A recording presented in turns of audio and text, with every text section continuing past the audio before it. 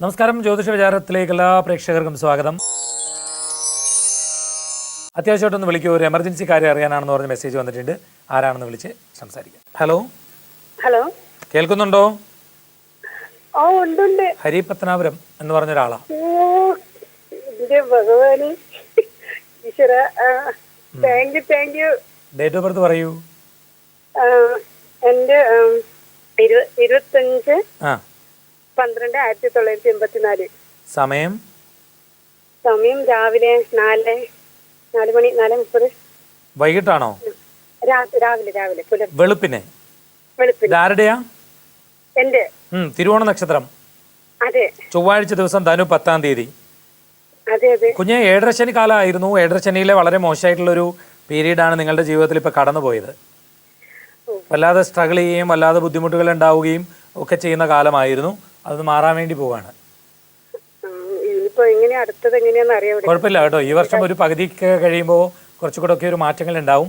ആരോഗ്യ കാര്യങ്ങളിൽ കുറച്ചുകൂടി ഒന്ന് കരുതലോടുകൂടി ശ്രദ്ധിച്ചോണം. സാർ, എനിക്ക് ആളുടെ ഭർത്താവിന്റെ കാര്യം ഒന്നും അറിയാനാണ്. ഇതാരുടെയാ? എന്റെ ആയിരുന്നു. ഭർത്താവിന്റെ പറയൂ കുട്ടി. ഓക്കെ. ആളുടെ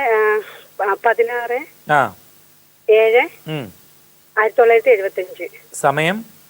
സമയത്തിന്റെ അതിൽ ഈ മലയാളത്തിലെ ഒരു സൂര്യദശ എന്നൊക്കെ പറഞ്ഞൊക്കെ. അല്ല, സൂര്യദശ നോക്കാം. ഓക്കെ. സമയം എന്തെങ്കിലും എഴുതിയിട്ടുണ്ടോ? രാവിലെ നിന്ന് വൈകിട്ട് ഉദിച്ച് ഇത്ര നാഴിക ഇത്ര വിനാഴിക അങ്ങനെ എന്തെങ്കിലും? ഇല്ല. ഞാനൊരു ഫോട്ടോ എടുത്തിട്ടുണ്ട്, ഒന്ന് ചെക്ക് ചെയ്ത് പറയാം. അല്ല, ഫോട്ടോ എടുക്കണ്ട, ഒന്ന് വായിച്ചേ.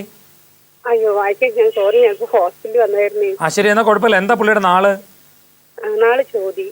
ചോദിക്ക്. ഏഴരശനി ആയിരുന്നു. പുള്ളി ഇപ്പൊ പുറത്താണോ ഉള്ളത്? അല്ല, ഇവിടെ തന്നെ, നാട്ടിൽ തന്നെ അല്ലേ? ചോദിക്ക്. ഏഴരശനി കണ്ടകശനി ആയിരുന്നു, അതൊന്ന് മാറിയിട്ടുണ്ട്.